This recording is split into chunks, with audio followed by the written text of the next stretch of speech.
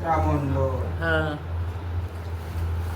সব সর্বশান্ত শেষ করেছিস, তাই তো? কি হয়েছে এবার? আর সে ভাবার আছে? কি বলছে জবাবটা দে। কি করবো এখন? আমি তো নিজে বুঝতে পারিনি বাবা। আমি যেই যেই মতো নির্দেশ দেই, যেই যেই মতো আদেশ করি, সেই আদেশ ছাড়া এক চুলো এদিক ওদিক হবার কোনো একদম উপায় নেই। এ দৈববাণী দৈব ওষুধ, এই ওষুধে এক চুল এদিক ওদিক করা যাবে না। তোলা কাপড়ের মতো থাকতে হবে, বিছনার চাদর পর্যন্ত ছাড়বার কোনো আদেশ থাকে না। এই জিনিস খুবই তুচ্ছ, খুবই তুমকো। এই জিনিস যখন একটা নারীদের শরীরের মধ্যে আসে, সেই জিনিস রক্তপিণ্ডর মতো এক জায়গায় হয়, তখন সেই নারীরা অশৌচ হয়। এই অশৌচ অবস্থা তাদের অন্তত 1.5 থেকে 2 মাস থাকবে। তারপরেতে আমরা তাকে পেটের মধ্যে বাঁধতে পারি। তার জন্য তারপরে আমরা সমস্তভাবে আমরা সমস্ত কাজ করতে পারি, কিন্তু পেটে আসবার 1.5 থেকে 2 মাস অবধি নিজের সুরক্ষা নিজে করতে হবে। এই জায়গাতে আমার হাত থাকে না। আর এতেও যদি বলিস হে ভগবান, হে প্রভু, দিলে যদি তবে কেড়ে নিলে কেন? এই নারী মান কি কোল পূর্ণ হবে না? আমার কাছে আমার দুয়ারে কষ্ট করে ঝোলা আঁচল পাতলে আঁচল আমি ফিরিয়ে দেইনি, আঁচল আমি ভরিয়ে দেই। কিন্তু সেই যেই সব নারী আর যেই সব পুরুষ এরা কথার অমান্য হয়ে চলে যায়, তাদের কাছে আমার আশীর্বাদ আর আশীর্বাদ। তাহলে ওই ওদের সাথে সেদিনই চলে আসবে সোমবার দিন। আমি এখন কি করবো বাবা? এতে একমাত্র উপায় থাকে, আমাকে সন্তুষ্ট কর, আমার আদেশ মতো চল কর, করলে অবশ্যই পারবি। তোর শাউরি, তোর যা সবাই জানতে পেরেছে তোর গর্ভে সন্তান এসেছে। তারা সব সময় আরম্ভ করেছে যে এই সন্তান কি করে তোর কোল থেকে নামানো যায়, এই চেষ্টা করেছে। সব সময় তোকে সাবধান করেছে, যেই গাছ তোরে তোলবার কথা বলেছে, এই গাছ একমাত্র উপায় পেট বাঁধার উপায়। তোর অবস্থা বুঝে এই ভক্ত তোকে ফোন করে দিয়ে বলেছিল যে এই কাজটা নিজে হাতে তুলবিনি, তোর স্বামীকে তুলে নিয়ে আসবি, তোর স্বামী এই গাছটা খাদি করবে, করে এই গাছটা যখন লাল সুতোর মধ্যে বাঁধবে, বাঁধলে পেটের মধ্যে বেঁধে দেয়া হবে, দিলে তোর পেট বাঁধা হয়ে যাবে। সেই কাজটা ভুল হয়েছে, যখন যন্ত্রণা আরম্ভ হয়েছে ভাঙিনি, তখন বুঝতে পারিসনি গাছটা আদেশ দেয়া রয়েছে একমাত্র ভক্তরে। ভক্ত কোনো দিকে উপায় না পেয়ে অন্তত তোকে আদেশ করেছে, তোর স্বামীকে করতে বলেছে, হুকুম দিয়েছিল। সেই জায়গা তোরা অপমান্য করেছিস, আদেশ অবহেলা করেছিস। তো এখন কি করা যাবে সেটা একটু দেখো তো। আর তো খালি তো আর ফেরানো যাচ্ছে না বাবা। তোরা নরের নর মানুষ, তোরা অনেক কিছু বলবি, অনেক কিছু করবি, আর আমরা যে ওপরে বৈঠক বসিয়ে তাদের কাছ থেকে সেই জিনিস, যে জিনিস ওদের থাকে না সেই জিনিস আমরা করতে থাকি। তাদের কাছে আমরা জবাবদিহি করে যেই জিনিস তার কপালে থাকে না সেই জিনিস তার কপালে আমরা নিয়ে আসতে চাই। পৃথিবীর বিধির বিধানকে লঙ্ঘন করে জবাবদিহি আমাদেরও করতে হয়। সেই জায়গা একমাত্র আমার চরণ ধরে থাক। আর দেখ, তবুও আমি নিজে মা হয়ে একটা মার আমি কোল শূন্য রাখতে চাইনি। আমি তোর পিতার কাছে তোর হয়ে আর্জি জানাবো, কিন্তু তুই আর কোনো ভুল করতে থাকিসনি। আমার যে যজ্ঞের আগুন জ্বলবে, এই যজ্ঞের আগুনেতে যে আহুতি দেয়া হবে, একটা নারকোল আহুতি পড়বে, তোর জন্য শুধু নারকোলের সাথে একটা রম্ভাও আহুতি পড়বে। সেই রম্ভাটি পুড়ে যাক, যাই হোক আর যাই হোক, সেই জিনিসটাকে অবহেলা করবিনি। সেই জিনিসটারে মন কিন্তু বোধ না করে সেই পোড়া রম্ভা যাই হোক না কেন ঔষধ হিসেবে সেইটা নিজের হাতে গ্রহণ করে নিয়ে ভক্ষণ করি। তাতে যদি তোর যদি সেই আরজি আমার পতির কাছে গিয়ে যদি পৌঁছাতে পারে, তবে এই শূন্য কোল অবশ্যই ভরবে।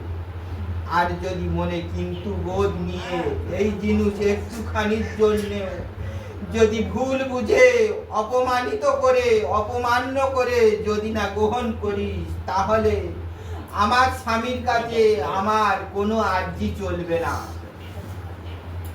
না বাবা, আমি তুমি যা বলবে আমি তাই করবো বাবা।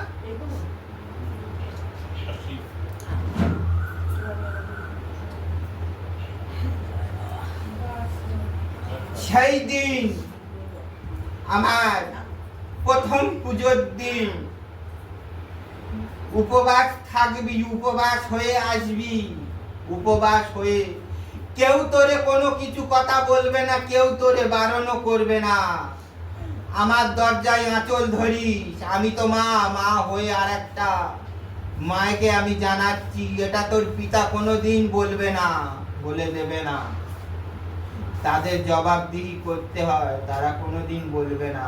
মা হয়ে একটা মার কোন আমি ফাঁকা করতে চাইনি। তার জন্যে আমি বলে দিচ্ছি, তোরে এই কথাগুলো জানিয়ে দিচ্ছি। আঁচল ধরবি, উপবাস থেকে আমার মাথায় জল ঢেলে যাবি, আর ত্রিফল দান করবি। ত্রিফল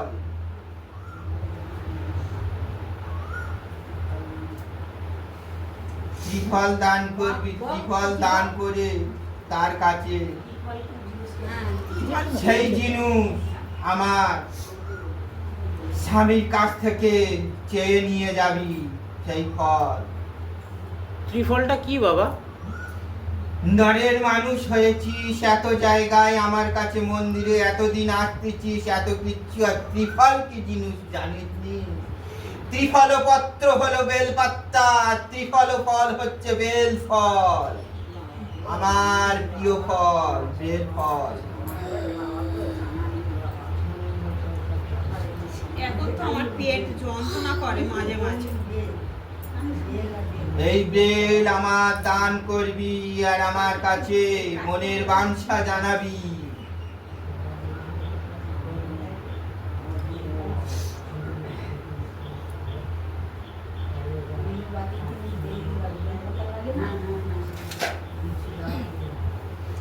আর অন্তত পক্ষে 7টা সন্ন্যাসী পায়ের পদধূলি ধোয়াবি, পদধূলি ধুইয়ে সেই জল কেড়ে ভক্ষণ করবি।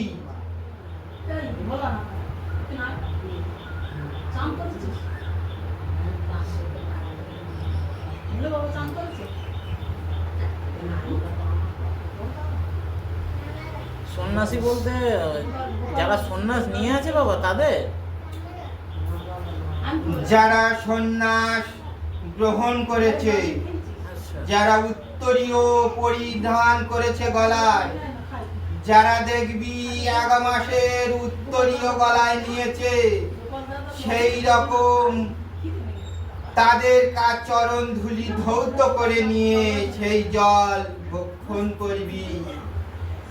তুচ্ছ মনে করবিনি, মনে করবিনি যে তাদের চরণ ধুইয়ে তাদের সেই জল ভক্ষণ করছিস, কিন্তু বোধ করবিনি মনে। কিন্তু যদি একটু মাত্র জন্মায় পেটের মধ্যে সেই কিন্তু, তাহলে কোনো ফল হবে না।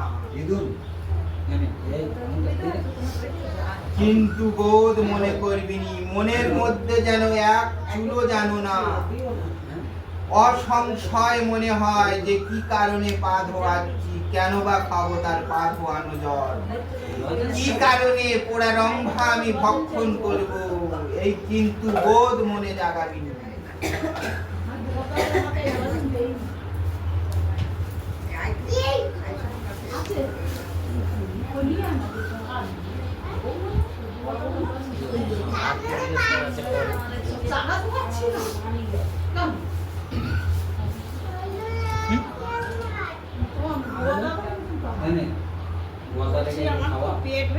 করছে মাঝে মাঝে। মাঝে মাঝে পেট ব্যথা করছে। লজেন্সটা খোল।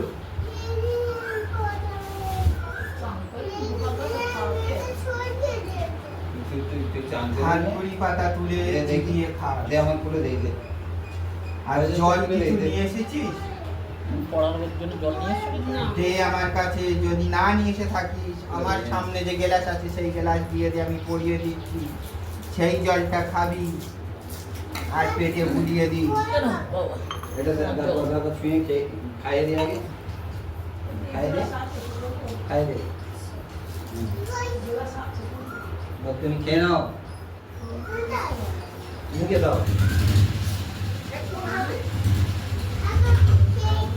ঠিক আছে?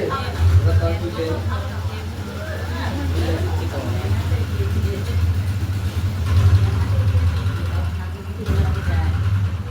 দাদা যেরকম 1 মাসের উত্তরে তুমি খাও। উত্তরে নিয়ে গেছে 1 মাসে তাদের বাদ দিয়ে জল সাতজনকে কেন এরকম কোথায় পাবো? এটা দাদাকে জিজ্ঞেস করুন, দাদা করবে তোমার। ঠিক আছে, সেটা আছে, সেটা দেখতে হবে।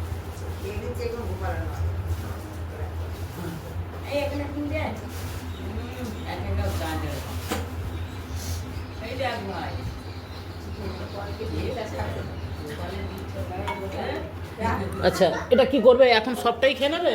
হ্যাঁ, 1 মাসের সন্ন্যাসিনী পাসনি, তাই তো জিজ্ঞাসা করছি। স্বামী আমার ভক্ত যে বসে রয়েছে 1 মাসের সন্ন্যাসীর উপবাস নিয়ে, এই ভক্ত বসে রয়েছে 1 মাস ধরে আমার উপবাস পালন করছে, আমার ব্রত উদযাপন করছে। তুমি তো 7টা বলেছো, একজনকে পাচ্ছে, আরো তো 6টা কোথায় পাবে?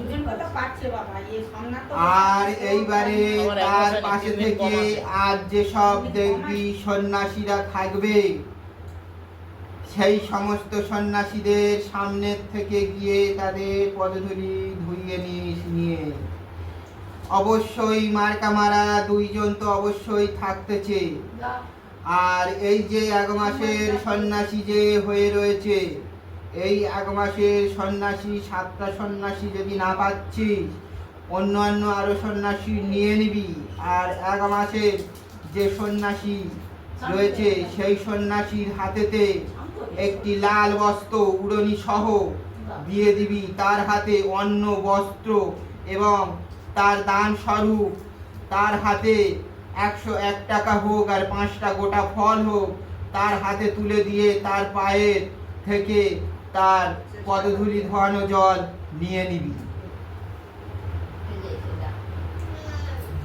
আর দেখবি অনেক ছোট ছোট বাচ্চারা রয়েছে, সেই বাচ্চাদের দরকার হয় পা ধুয়ে নিস। অনেক কস্তুরি গলায় নিয়ে বাচ্চারা থাকবে, সেই দিন দরকার হয় তাদের পা ধুয়ে। ওই যেদিন প্রতিষ্ঠা দিবসের দিনই বাবা? আমি মুড়ি দিচ্ছি তো প্রতিষ্ঠা দিবসের দিন করতে পারবি, মিলের ঘরের বাতির দিন করতে পারবি, তবে হ্যাঁ লীলাবতীর বিয়ে যেদিন, সেই দিনটা খুব ভালো। স্নান করে এসে কাঁচা আম আমাকে দিয়ে অঞ্জলি দিয়ে উপবাস থাকবি। নীলের উপোস খুব বড় উপোস, নীলের উপোসে অনেক কিচ্ছু মেলে। ঠিক আছে বাবা, যা বলবে আমি সেরকমই করবো। আর একটু কি ঝাড়িয়ে দেবে? এটা খাও, এই জলটা খাও। বস একটুখানি জল চোখে মুখে দেবেন, চান করিনি একটু রেখে দাও, একটু পেটে বুলিয়ে দাও, কপাটা খুলে দাও। তুই আমি এলো তখন গেলে